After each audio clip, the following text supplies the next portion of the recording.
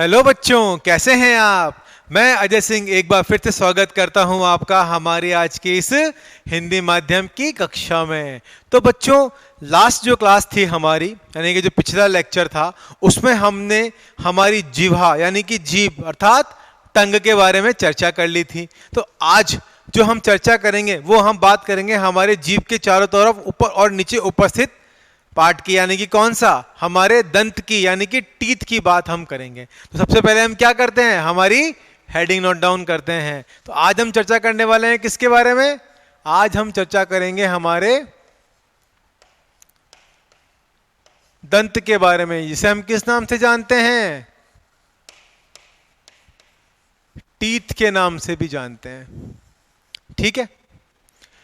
अब देखिए, टीथ का काम हमें पता है कि टीथ का कार्य क्या है। टीथ हमारे जो मुख में उपस्थित होते हैं ऊपर और नीचे दोनों तरफ, ऊपरी जबड़े पे और निचले हिस्से पर। ठीक है। ये टीथ क्या कार्य करते हैं, ये जो दंत हैं हमारे, ये चवन्नक का कार्य करते हैं, यानी कि किसी चीज को भी जो हम भोजन को ग्रहण करते हैं उसको चबाने का कार्य करते हैं, उसको छोटे छोटे भागों में विभाजित करने का कार्य करते हैं। क्योंकि जब भी हम किसी भोजन के निवाले को हम लेते हैं, एक घास हमने लिया, उसे हमने खाया, तो हम उसे सीधे निगल तो नहीं जाते हैं ना। पहले क्या करते हैं, हमारे दांतों की सहायता से हम उसको मस्टिकेट करते हैं, यानी कि छोटे छोटे भागों में विभाजित करते हैं। इसी क्रिया को तो हमने क्या कहा था, जो मोटे मोटे, जो मतलब हम कह सकते हैं कि जो बड़े बड़े भाग थे उनको छोटे छोटे अणुओं में, यानी कि भोजन के बड़े अणुओं को छोटे छोटे अणुओं में विभाजित करना ही हमने क्या कहा था, पाचन कहा था। ठीक है। तो यहां पे क्या हो रहा है, आपके दांतों की सहायता से, आपके टीथ की सहायता से यहां पे मस्टिकेशन का कार्य हो रहा है, ताकि जो है यहां पे भोजन के छोटे छोटे पार्टिकल को तोड़ा जा सके। ठीक है। चलिए, अब देखिए दंत क्या है। दंत एक तरह से कह सकते हैं कि हम एक्टोमीजोडर्मल होते हैं। ठीक है। यानी कि एक्टोडर्म से भी बनते हैं और मीजोडर्म से भी बनते हैं। साथ ही साथ अत्यधिक भाग जो है वो किससे मिलकर बना होता है, डर्मिस से मिलकर बना हुआ होता है। ठीक है। तो हम देख लेते हैं, एक एक पॉइंट को लिख लेते हैं। क्या लिखेंगे हम, सबसे पहले पॉइंट की हम चर्चा करें तो ये क्या है, हमारे दांत कैसे होते हैं, एक्टो मीजोडर्मल होते हैं। एक्टो मीजोडर्मल होते हैं, पहली चीज। चलिए अगले पॉइंट की चर्चा करें। अत्यधिक भाग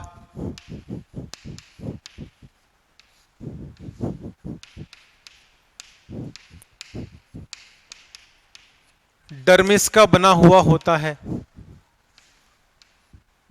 डर्मिस का बना हुआ होता है। ठीक। तीसरे पॉइंट की हम चर्चा करें तो इसके ऊपर क्या होता है कि एक इनेमल का भाग उपस्थित होता है। क्या होता है, इसके ऊपर एक इनेमल, हम यहां पे इंग्लिश में भी लिखेंगे इसको, इनेमल का भाग उपस्थित होता है, का भाग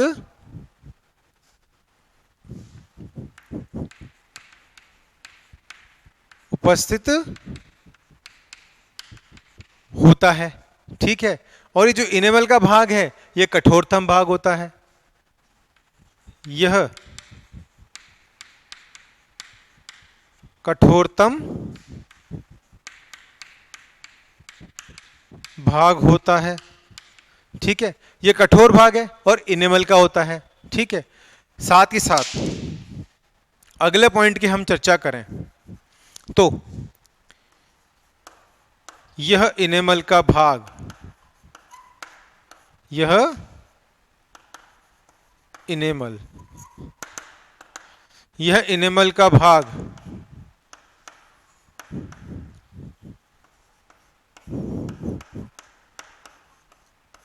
जंतु जगत का सबसे कठोर भाग होता है, सबसे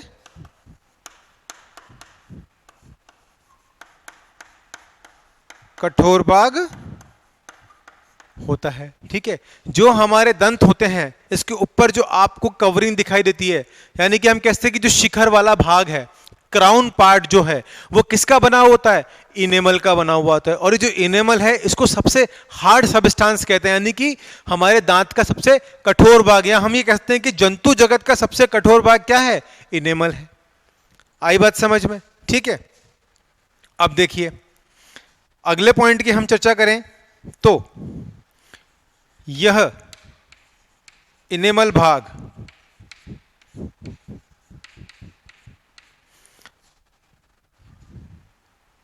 किन कोशिकाओं से मिलकर बना होता है? कौन सी कोशिका इसको स्रावित करती है?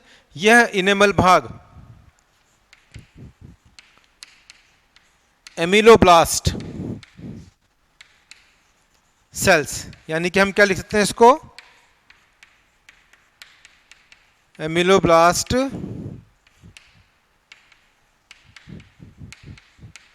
कोशिकाओं। ठीक है बेटा, हमें यहां पे हिंदी और इंग्लिश दोनों साथ लेके चलना है ताकि आपको अंडरस्टैंडिंग रहे, क्योंकि हम जानते हैं कि इंग्लिश मीडियम वाले तो एक बार इंग्लिश को समझ के ही आंसर दे सकते हैं, लेकिन हिंदी मीडियम वालों की बात ही अलग होती है। क्यों? क्योंकि अगर उनको सपोज कीजिए कि कोई क्वेश्चन उनको इंग्लिश में समझ में नहीं आया तो वो हिंदी में आराम से उसको समझ सकते हैं, और कोई क्वेश्चन उनको हिंदी में समझ में नहीं आया तो वो उसको इंग्लिश में आसानी से समझ सकते हैं। तो हुए ना ऑलराउंडर? चलिए, तो आप तो ऑलराउंडर बच्चे हैं। तो यह इनेमल भाग जो एमिलोब्लास्ट सेल्स की जो होती हैं उनसे स्रावित होता है या बनाती हैं, एमिलोब्लास्ट कोशिकाएं बनाती हैं। ठीक है, सबसे कठोरतम पार्ट हो गया। और एमिलोब्लास्ट सेल क्या कर रही है? इस इनेमल का स्त्रावण कर रही है या इसको इनेमल को बना रही है। अब देखिए एक महत्वपूर्ण बात और, कि ये जो इनेमल का पार्ट है हार्डेस्ट पार्ट है, यानी कि कठोरतम भाग है, एमिलोब्लास्ट सेल इसको बना रही है। अब इस पे क्या होता है कि कुछ अकार्बनिक लवण भी उपस्थित होते हैं। ठीक है ना, जो इनेमल का भाग है वो कुछ अकार्बनिक लवणों से मिलकर भी बना हुआ होता है, इनऑर्गेनिक साल्ट जिसे हम कहते हैं, जैसे सोडियम हो गया, कैल्शियम हो गया, फास्फोरस हो गया, इनसे मिलकर बना होता है। यानी कि 96% भाग जो है वो अकार्बनिक लवणों से मिलकर बना हुआ होता है। तो हम क्या लिख सकते हैं कि इनेमल का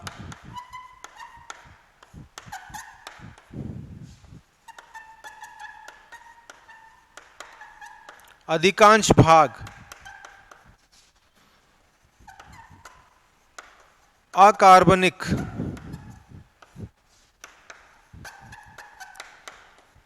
लवणों द्वारा बना होता है। ठीक है, कितना परसेंट आपको ये विजिबल है? चलिए हम इसको यहां पर मेंशन कर लेते हैं। ठीक है, तो हम लिख सकते हैं कि 96% भाग किसका होता है? अकार्बनिक लवणों का होता है। ठीक है, साथ ही जो 3% भाग होता है, ठीक है, नहीं रुकिए, अकार्बनिक लवण कौन कौन से? अकार्बनिक लवण होंगे आपके सोडियम, कैल्शियम, पोटेशियम, ठीक है ना, व फास्फोरस।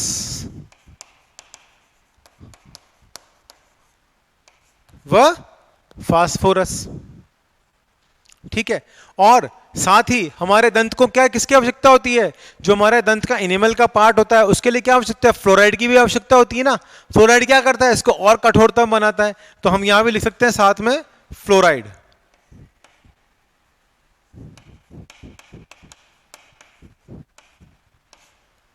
ठीक है, चलिए इसको हम यहां मेंशन नहीं करते, हम इसको अलग से मेंशन करेंगे। यहां फास्फोरस तक देखिए। अब जो 3% भाग है वह क्या है? 3% भाग जो होता है वो जल होता है। ठीक है, और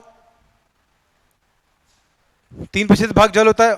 अन्य हम बात करें, अन्य जो भाग है इसमें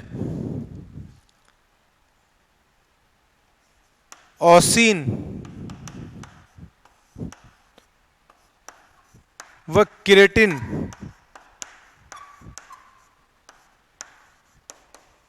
नाम का प्रोटीन उपस्थित होता है, नाम का प्रोटीन उपस्थित होता है। ठीक है, तो हमने क्या देखा, ये जो इनेमल है इसमें क्या है, 96% तो क्या है, इनऑर्गेनिक साल्ट यानी कि अकार्बनिक लवणों से मिलकर बना है, जिसमें सोडियम, कैल्शियम, फास्फोरस आ गए हमारे। ठीक है, 3% भाग क्या है, इसमें जल है, और जो अलग अन्य भाग है उसमें क्या होता है कि ओसिन और केराटिन नामक का प्रोटीन होता है, जो इसमें सहायता करता है इसके निर्माण के अंदर। ठीक है बच्चों, आई बात समझ में? चलिए अब अगली हम किसकी बात करते हैं इसके अंदर, इसमें हम बात करते हैं इसके अगले पार्ट की, यानी कि डेंटिन के मुख्य पार्ट की। ठीक है ना, चलिए तो हम बात करते हैं किसकी, डेंटिन की।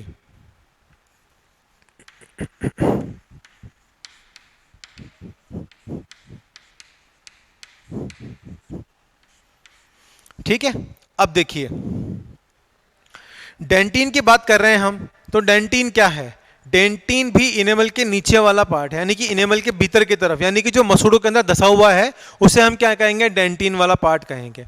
ठीक है, चलिए तो डेंटिन को समझने से पहले हम देख लेते हैं ये कि जो हमारे दंत होते हैं, है ना, इसके अंदर ये 3 भागों में वे विभाजित होते हैं। तो पहले हम डेंटिन पढ़ने से पहले ये देख लेते हैं कि हमारे जो दंत हैं ये 3 भागों में विभाजित हैं।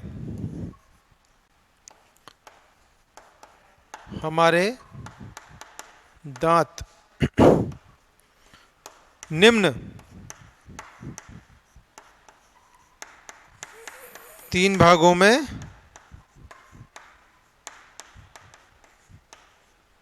विभाजित हैं। पहला पार्ट जिसे हम क्या बोलते हैं,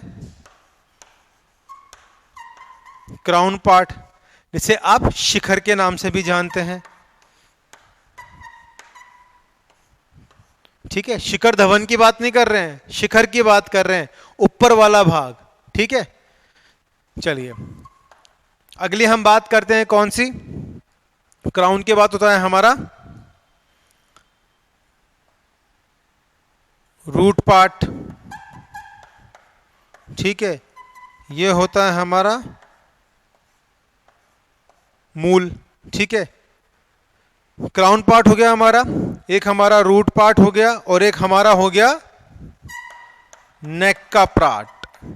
ठीक है, जिसे हम किस नाम से जानते हैं, जिसे हम ग्रीवा के नाम से जानते हैं। आई बात समझ में? 3 भाग में ये हमारा जो दांत है वो विभाजित होता है, क्राउन पार्ट, फिर इसका होता है रूट वाला पार्ट, फिर हमारा ग्रीवा वाला पार्ट। या हम ऐसे कहते हैं कि पहले क्राउन पार्ट है, फिर नेक पार्ट है ग्रीवा वाला, और फिर रूट वाला पार्ट है, जहां पे क्या होती हैं, संयोजता को साथ में क्या रक्त केशिकाएं उपस्थित होती हैं।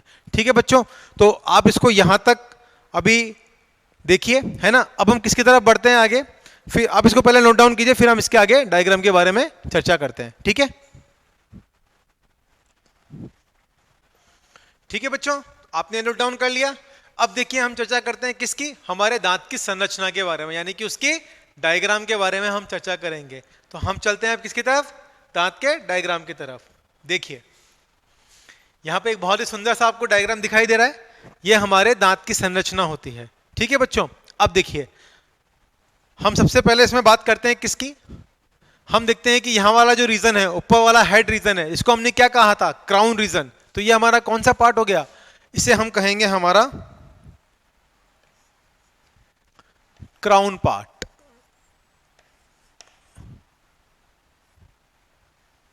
ठीक है, अर्थात शिखर। ठीक है, यहां से यहां तक का हिस्सा क्या है, इसका शिखर यानी कि क्राउन पार्ट है। उसके बाद ये जो बीच वाला मध्य हिस्सा आपको दिखाई दे रहा है, ये मध्य हिस्सा क्या है, इसका नेक रीजन है, जिसे हमने क्या बोला, जिसे हमने ग्रीवा बोला था। आ रही है बात समझ में? चलिए ठीक है, अब ग्रीवा के बाद जो ये नीचे का जो पोर्शन है, जो पार्ट है ये बचा, इसको हम क्या कहेंगे, इसे हमने कहा था रूट। क्या कहा था बच्चों, इसे हमने कहा था रूट पार्ट। ठीक है, रूट मतलब हम इसे बोलेंगे मूल। आई बात समझ में? यहां पर ये 3 भाग में विभाजित है। अब देखिए डायग्राम की तरफ आप देखिए, ये जो ऊपर का भाग आपको दिखाई दे रहा है, ये ऊपर का भाग क्या है? शिखर भाग, जिसकी हमने बात करी है, किससे मिलकर बना है? इस पार्ट को हम बोलते हैं इनेमल। जो किससे मिलकर बना है, इसको कौन सीक्रेट कर रहा है? इसे स्रावित कर रहे हैं इनेमल की जो सेल्स होती है, एमिलोब्लास्ट सेल, वो क्या कर रही है? इस इनेमल के पार्ट को बना रही है। और ये जो इनेमल का पार्ट है, इसमें हमने अभी अभी चर्चा करी कि इसमें 96% जो क्या है, इनऑर्गेनिक साल्ट यानी कि अकार्बनिक लवण है, जिसमें कैल्शियम, फास्फोरस, है ना? आई बात समझ में? चलिए, और 3% क्या है इसके अंदर? वाटर है। और जो रेस्ट ऑफ है वो क्या कर रही है? इसके अंदर जो है ओसिन नाम का प्रोटीन है। और ये जो प्रोटीन है ये क्या कर रहा है? ये जो प्रोटीन है ओसिन नाम का और केराटिन, वो इसमें उपस्थित होता है। ठीक, चलिए, तो ये जो ऊपर का पार्ट है इसे हम क्या कहेंगे? इसे हम कहेंगे इनेमल।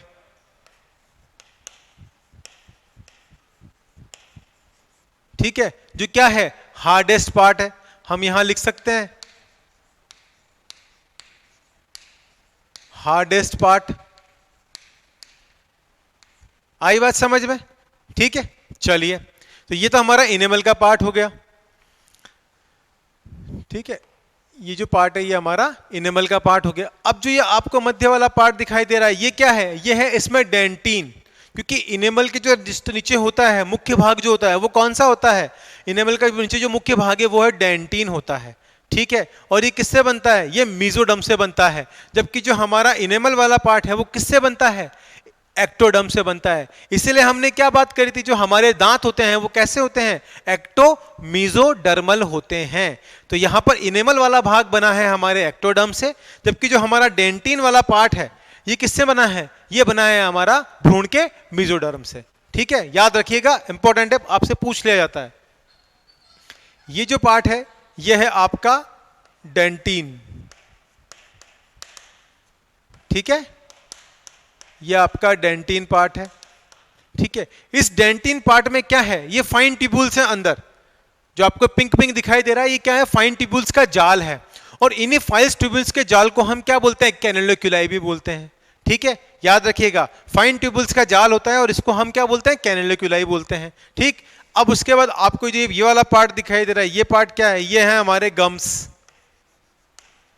ठीक है, ये हमारा गम्स वाला रीजन है। ठीक, उसके बाद आपको भीतर की तरफ जो ये केशिकाएं दिखाई दे रही हैं, ये संयोजी ऊतक के साथ में जो केशिकाएं किसमें जा रही है? डेंटिन वाले पार्ट के अंदर एंटर कर रही हैं, भीतर प्रवेश कर रही हैं। इनको हम क्या बोलेंगे? ये बोलेंगे हम इन्हें रूट कैनाल।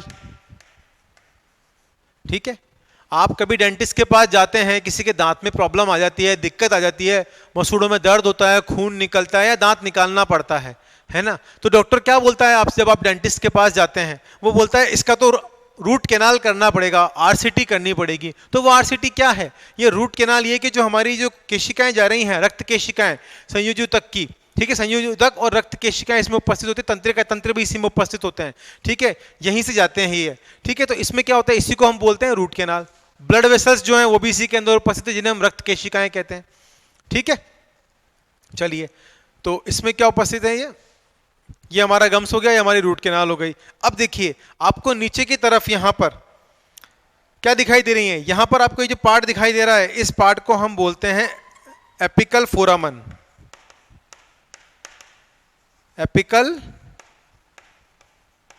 फोरामन। ठीक है, ये क्या होता है? नीचे की तरफ क्या है? डेंटिन के अधर भाग पर एक छिद्र रूपी संरचना होती है ये। ठीक है, ये छिद्र रूपी संरचना होने की वजह से क्या है कि इसी के अंदर से जो रक्त केशिकाएं होती हैं वो कहां? भीतर दंत के अंदर यानी कि डेंटिन वाले भाग में प्रवेश करती हैं। ठीक है ना? तो इसी के लिए जो ये छेद होता है, इस छिद्र को हम क्या बोलते हैं? एपिकल फोरामेन बोलते हैं। ठीक है, यहीं से क्या है? रक्त केशिकाएं जा रही हैं, इसको हम क्या बोलते हैं? ये क्या है? Blood supply.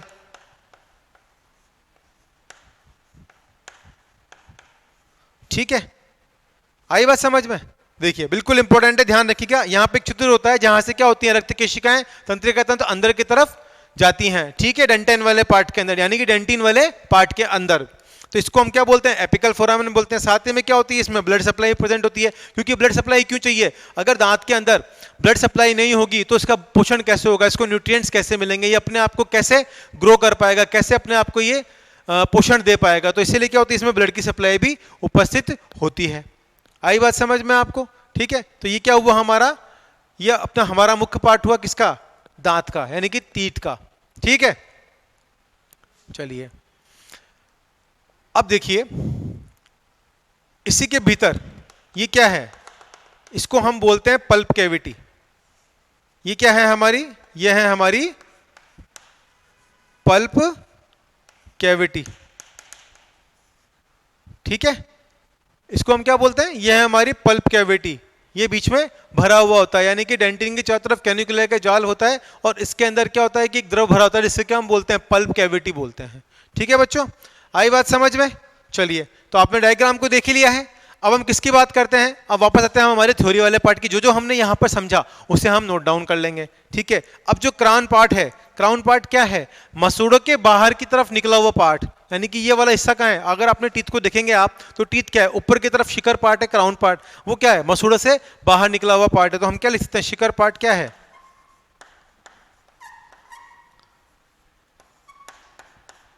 मसूड़ों का ऊपरी भाग। ठीक है,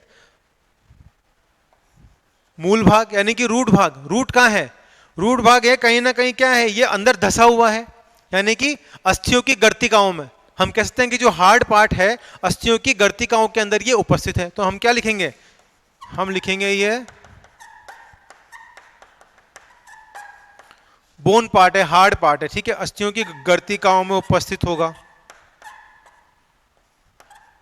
अस्थियों की गर्तिकाओं में उपस्थित। ठीक है, ग्रीवा वाला यानी कि नेक पार्ट, ये नेक रीजन है। ठीक है, इसमें हमें क्या देखने को मिले, गम्स देखने को मिले हैं। साथ ही ये क्या है, ये जो भाग है कहाँ है, ये मसूड़ों के अंदर धसा हुआ भाग है। क्योंकि आपका जो एनिमल पार्ट है वो हार्डेस्ट पार्ट है, जिससे आप क्या करते हैं, च्यूइंग का कार्य करते हैं। ठीक है ना, लेकिन जो आपके भीतर का जो पार्ट है वो कहाँ धसा हुआ है, आपके मसूड़ों के भीतर की तरफ धसा हुआ है। तो इसको हम क्या बोलेंगे, इसे हम बोलेंगे मसूड़ों के भीतर धसा हुआ भाग, के भीतर धसा भाग। आई बात समझ में, क्लियर यहां तक? चलिए बच्चों, तो हमने डायग्राम को देख लिया कंप्लीट सब कुछ।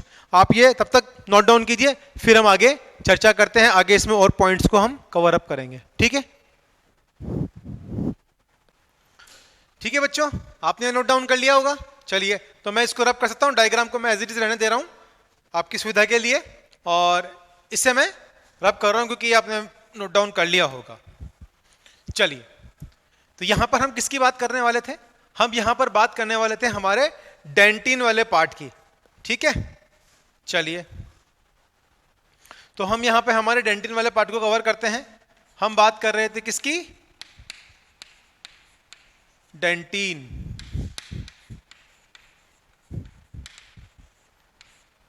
चलिए, अब देखिए डेंटिन में हमने क्या बात करी थी, ये किससे मिलकर बना होता है, पहली बात ये भ्रूण के मेसोडर्म से मिलकर बना होता है। कहां से बनता है, ये भ्रूण के मेसोडर्म से। पहली चीज, नेक्स्ट पॉइंट की हम चर्चा करें, ये भ्रूण के मेसोडर्म से बना है तथा ये कहां उपस्थित है, ये देखिए अगर हम डायग्राम की तरफ चलते हैं एक बार, तो आप डायग्राम को देखेंगे तो डायग्राम में कहां उपस्थित है, ये डायग्राम के अंदर ये उपस्थित है। हमारे जो डेंटिन वाला पार्ट है ये आपको कहां दिखाई दे रहा है, जो हमारी पल्प कैविटी है और जो इनेमल है इसके मध्य का भाग है। तो हम इसे क्या लिखेंगे, ये कहां उपस्थित है, यह इनेमल तथा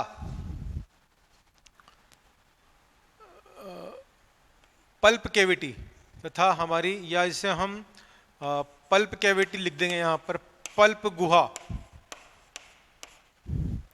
इनेमल तथा पल्प गुहा में के मध्य में स्थित होता है, के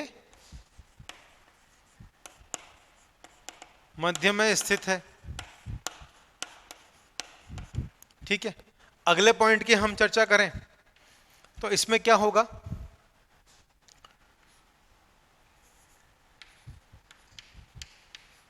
डेंटिन, क्या कह सकते हैं हम, जो डेंटिन है वो 65% भाग इसमें क्या होगा,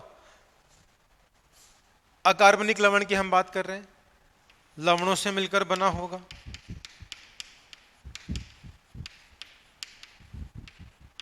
मिलकर बना होगा। ठीक है, नेक्स्ट पॉइंट की हम चर्चा करें। डेंटिन जो है वो क्या है, इनेमल के बाद मुख्य भाग है, तो हम लिख सकते हैं यह इनेमल के बाद मुख्य भाग है। ठीक है, था डेंटिन के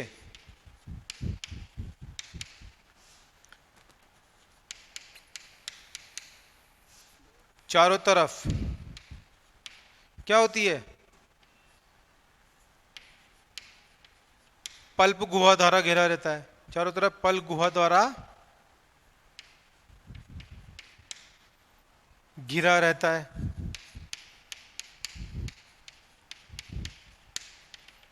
ठीक, ये आपने नोट डाउन कर लिया होगा, मैं इसको रब कर सकता हूं ना, चलिए ठीक है।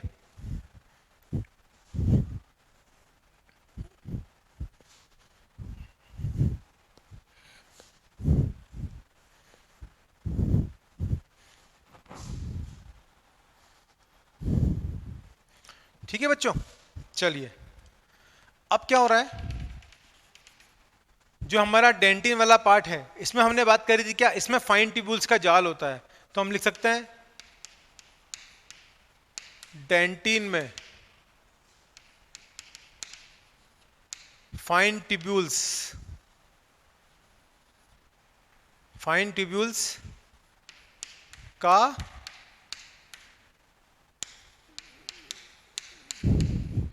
जाल होता है, जिसे हम क्या कहते हैं, कैनेलिक्युलाई कहते हैं, कैनेलिक्युलाई कहते हैं। ठीक है, इसकी चारों तरफ क्या है, पल्प गुहा, यानी कि पल्प गुहा उपस्थित है। ठीक, डेंटिन में फाइन ट्यूब्यूल्स का जाल होता है, जिसे हम क्या कहते हैं, कैनेलिक्युलाई कहते हैं। चलिए नेक्स्ट पॉइंट की हम चर्चा करें तो जो पल्प कैविटी है, ठीक है, पल्प कैविटी में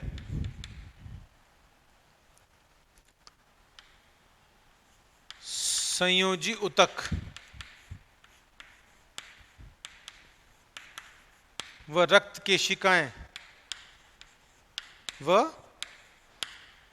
केशिकाएं तथा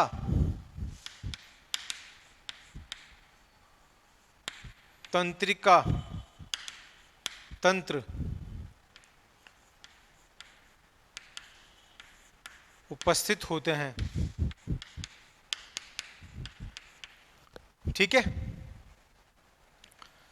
अब देखिए ये जो आपको भाग देख रखा है, नीचे का भाग है, यानी कि डेंटिन के जो अधर भाग है, इसके अधर भाग पर क्या होता है, एपिकल फोरामेन उपस्थित है। तो हम यहां क्या लिखेंगे, इसके अधर भाग पर छिद्र उपस्थित होता है, एक छिद्र उपस्थित होता है, जिसे हम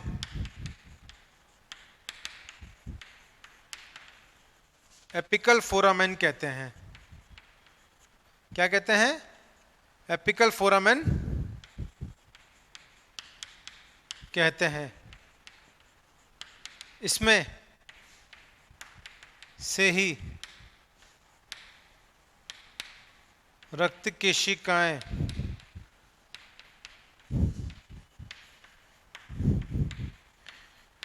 भीतर प्रवेश करती हैं। ठीक है, चलिए। अब क्या होता है कि जो एपिकल फोरामेन है, ये क्या होता है कि हम एक तरह से कह सकते हैं कि जो हमारी डेंटिन होती हैं, है ना, उसमें क्या होती है, ओडोंटोब्लास्ट सेल उपस्थित होती हैं। ये भी कहते हैं कि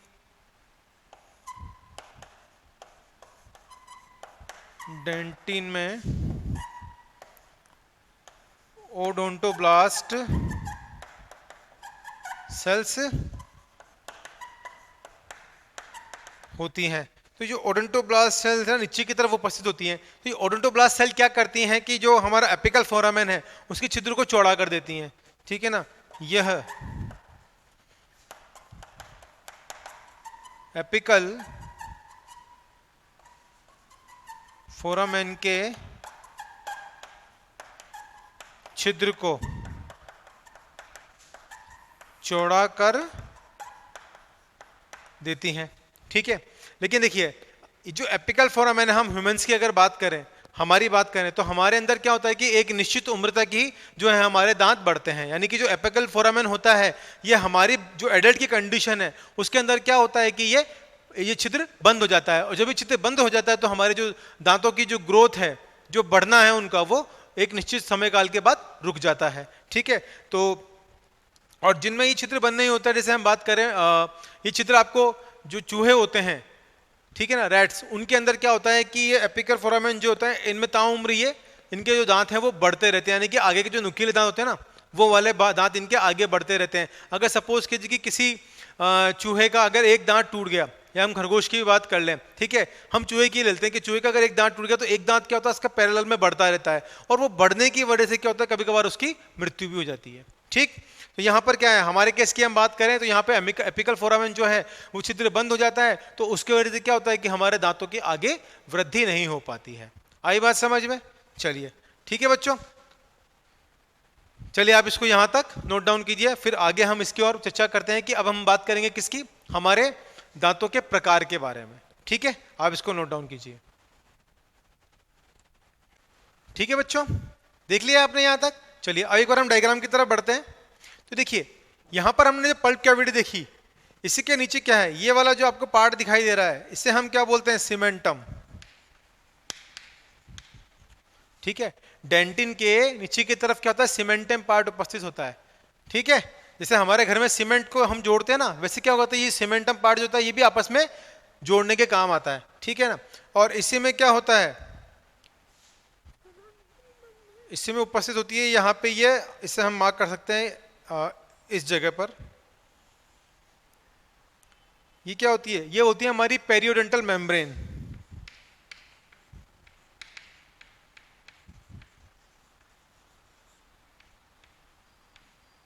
पेरियोडेंटल मेम्ब्रेन, ये क्या करती है, ये पेरियोडेंटल मेम्ब्रेन होती है, ये क्या करती है, सतह को आपस में चिपकाने में सहायता करती हैं। ठीक है, चलिए, तो आपने नोट डाउन कर लिया? ठीक है, मैं इसे रब कर सकता हूं? चलिए,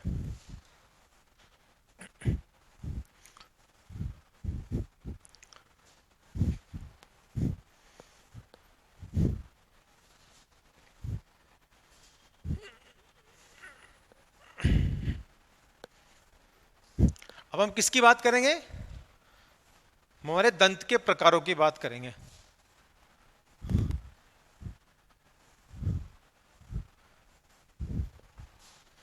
ठीक है, चलिए, तो हम चर्चा करेंगे दांत के प्रकार। ठीक है ना, उपस्थिति के आधार पर, उपस्थिति के आधार पर।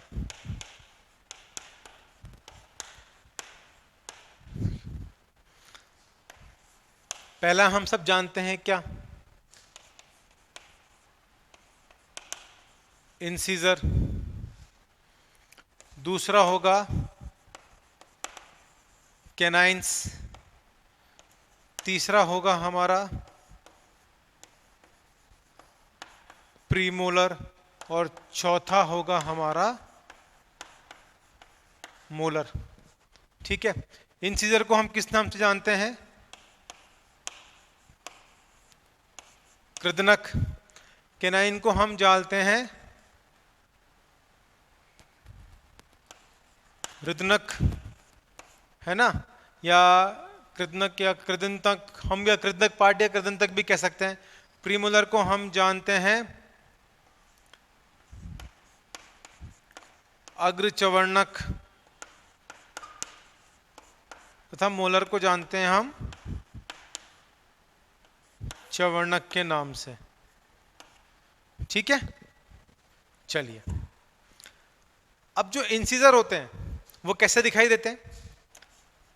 इंसीजर जो दांत होते हैं हमारे, वह कृदनक यानी कि इसको क्या करते हैं, हम कुतरने का कार्य करते हैं। तो इंसीजर में हम क्या कहते हैं,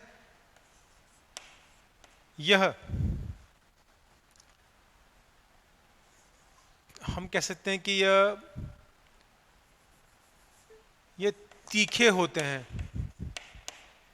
तीखे होते हैं, जो कि कुतरने का कार्य करते हैं।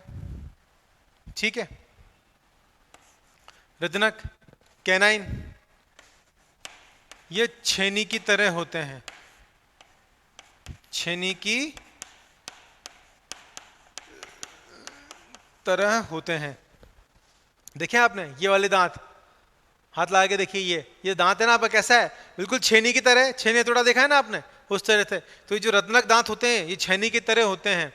ठीक है, और ये किस में कार्य आते हैं? चीरने व फाड़ने में, चीरने व फाड़ने में भोजन को।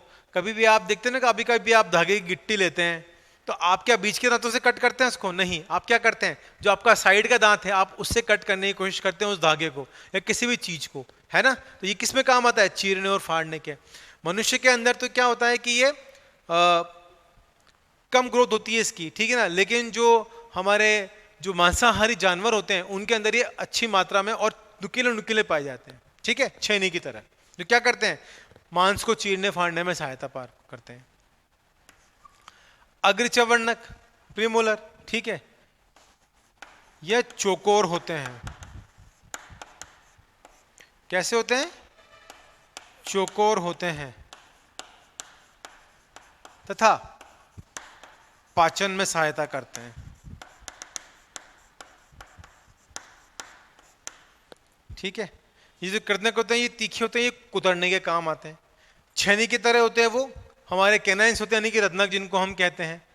ठीक है, प्रीमोलर हमारे अग्रचवर्णक हो गए, चौकोर होते हैं, पाचन में सहायता करते हैं। ठीक है, यह चौकोर व चपटे कह सकते हैं हम इनको, यह चौकोर व चपटे, ऊपर से चपटे होते हैं, चपटे होते हैं। यह भी पाचन में सहायता करते हैं, पाचन में सहायक होते हैं।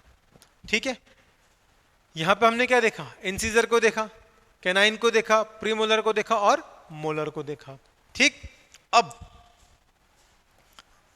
मनुष्य में बच्चों के अंदर हम बात करें तो बच्चों के अंदर हमें दूध के दांत देखने को मिलते हैं।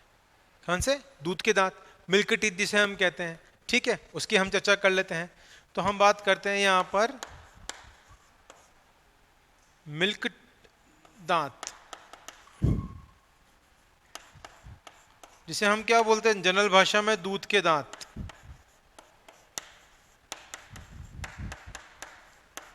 ठीक है, ये जो दूध के दांत होते हैं ये कहते हैं कि छोटे होते हैं, छोटे व कमजोर होते हैं। ठीक है, नंबर की बात करें, संख्या, तो संख्या में ये 20 होते हैं। ठीक है। पार्ट की बात करें तो ये केवल इंसिजर, कैनाइन और मोलर इसी में हमें देखने को मिलते हैं। किस किस में? यह हमें इंसिजर, कैनाइंस, इंसिजर, कैनाइन और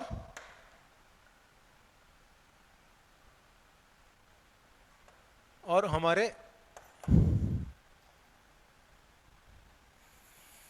प्रीमोलर, ठीक है, प्रीमोलर में ये देखने को मिलते हैं। अगर हम एडल्ट की बात करें, यानी कि मनुष्य के दांत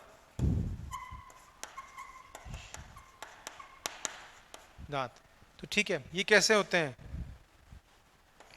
मजबूत होते हैं। हमारे दांत कैसे हैं? मजबूत होते हैं। दूसरा, संख्या में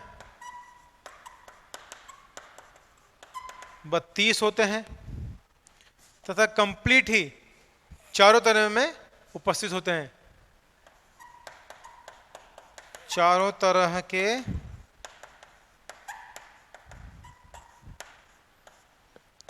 उपस्थित होते हैं, ठीक है। अब अगली हम चर्चा करें कि दांत जो है वो कितने प्रकार के उपस्थित होते हैं, ठीक है, जो एक बार आते हैं या दो बार आते हैं या बहुत बार आते हैं, ठीक है। तो हम बात करते हैं स्थिति के आधार पर, स्थिति के आधार पर, ठीक है। स्थिति के आधार पर हम बात करें तो पहला होता है हमारा मोनोफायोडोंट, ठीक है। दूसरा हमारा डायफायोडोंट, ठीक है। तीसरा होता है हमारा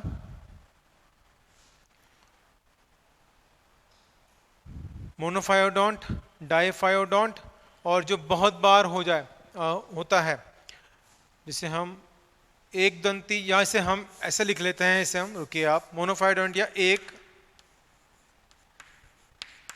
बार दंती, ठीक है। डायफायोडोंट को हम लिखते हैं द्विबार दंती, द्विबार दंती, ठीक है। और ये होगा हमारा बहुबार दंती, ठीक है। चलिए, ठीक है। तो ये हो गया हमारा एक बार दंती, द्विबार दंती और बहुबार दंती। तो एक बार दंती में क्या होता है कि जो भी हमारे दांत हैं वो क्या होते हैं, एक बार ही आते हैं, ठीक है। द्विबार दंती जो पूरे जीवन काल में क्या होते हैं, दो बार आते हैं, ठीक है। तो मनुष्य में क्या होता है कि कुछ दांत तो एक बार ही आते हैं, जैसे प्रीमोलर, मोलर वाले पार्ट की बात करें हम, है ना, तो इसमें क्या होता है, एक बार दंती दांत जो हमारे अग्र चवर्णक होते हैं वो क्या होते हैं, एक बार ही आते हैं, ठीक।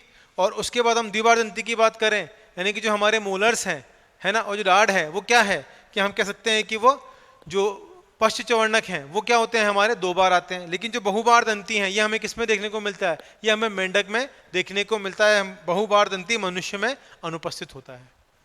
आई बात समझ में? ठीक है, चलिए आप इसको यहां तक नोट डाउन कीजिए, फिर आगे हम चर्चा करते हैं। ठीक है बच्चों, आपने यहां तक देख लिया। चलिए मैं इसको नोट डाउन कर सकता हूं, सॉरी रब कर सकता हूं, नोट डाउन तो आपने करा है। चलिए तो मैं यहां से इसको रब कर देता हूं।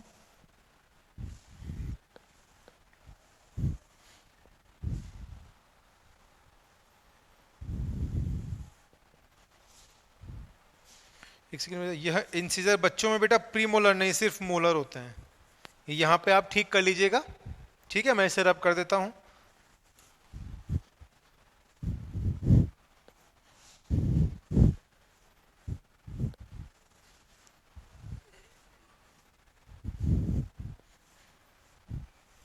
चलिए अब हम किसकी बात करेंगे, हम बात करेंगे अब दांतों के फॉर्मूला यानी कि डेंटल फॉर्मूला अर्थात दंत सूत्र के बारे में हम चर्चा करेंगे अब।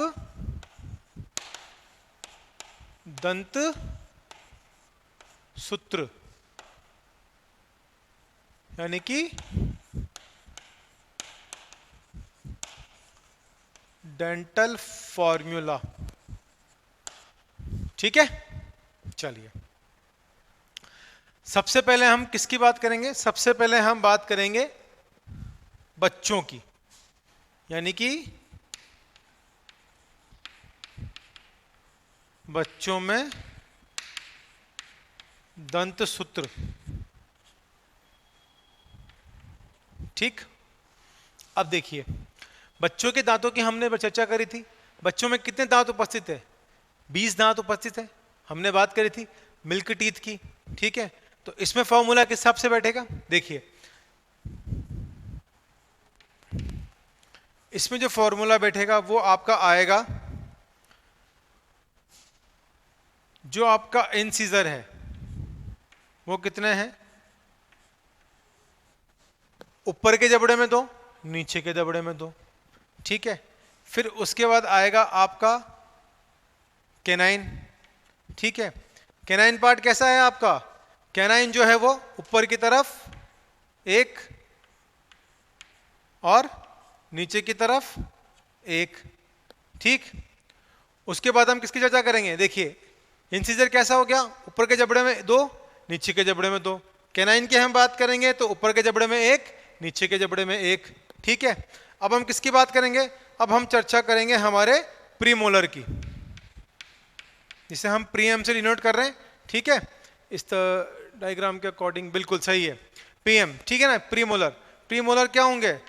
ऊपर भी 0, नीचे भी 0। ठीक, क्योंकि बच्चों में क्या है, जो प्रीमोलर टीथ हैं वो उपस्थित नहीं होते हैं, मिल्क टीथ उपस्थित होते हैं। अब हम किसकी चर्चा करेंगे? हम बात करेंगे अंतिम मोलर की। ठीक है, तो जो मोलर टीथ हैं हमारे वो कैसे होंगे? ऊपर भी 2 और नीचे भी 2। ठीक है, चलिए तो ये टोटल मिलाकर कितने हो गए? हम बात करें तो ये हो गए ऊपर 5 और नीचे भी 5। देखिए 2 और 1 3 और 2 5, यहां पे हमने 5 लिख दिया। यहां पे भी 2 और 1 3 और 2 5, यहां भी 5 लिख दिया। अब ऊपर के और नीचे के जबड़े को मिलाकर, ठीक है, चलिए मैं इसे रब कर देता हूं।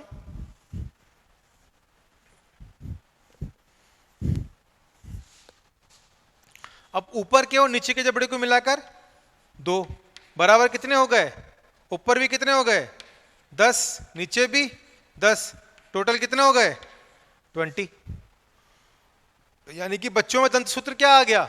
बच्चों का जो दंत सूत्र है वो हमारा निकल के आया 2102 बटे 2102।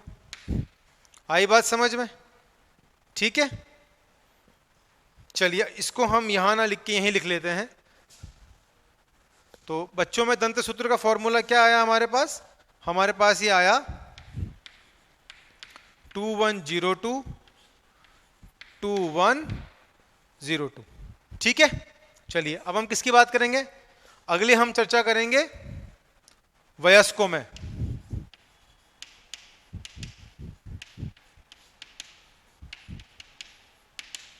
वयस्कों में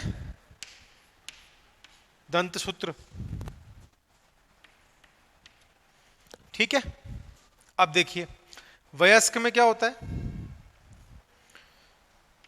वयस्क में जो इंसीजर उपस्थित होते हैं, देखिए छोटे बच्चों में कैसे हैं? 2 और 2।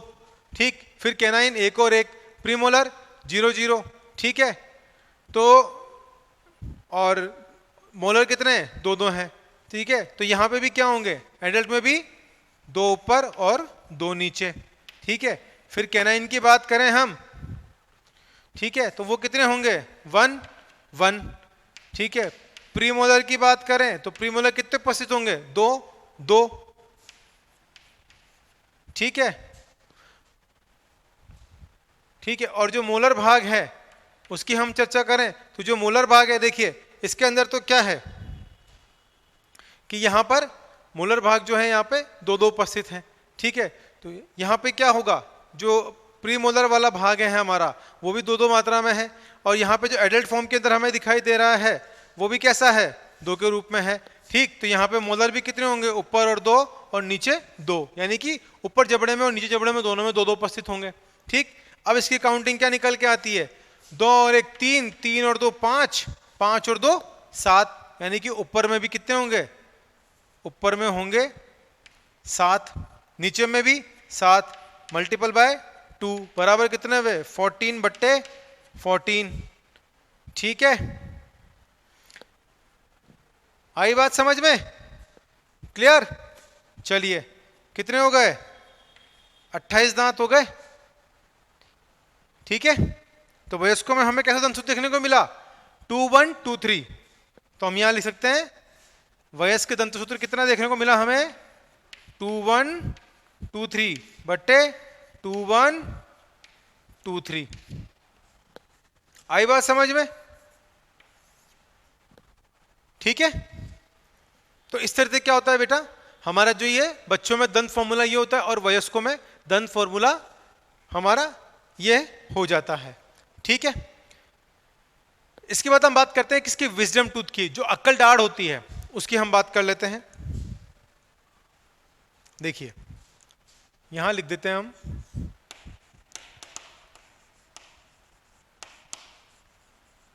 Wisdom teeth. ठीक है, जिसे हम क्या बोलते हैं, अक्ल दाढ़ भी कहते हैं। ठीक है, ये क्या होती है, ये अंतिम चवर्णक होती है। हम क्या लिख सकते हैं, यह